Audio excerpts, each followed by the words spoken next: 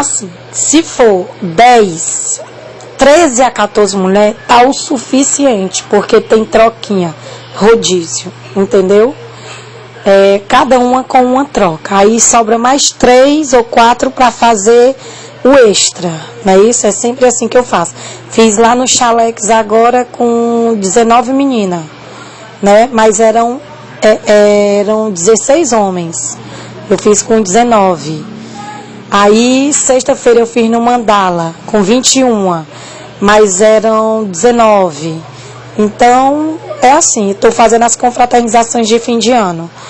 Aí, você tem que me dar uma certeza de quando é, que horas é.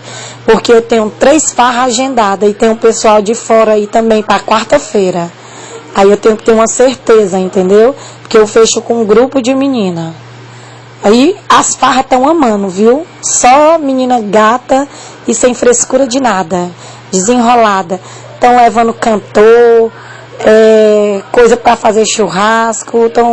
Tá ficando massa as festas. As meninas tudo de gorrinho, de Papai Noel, de lingerie. Tá muito top.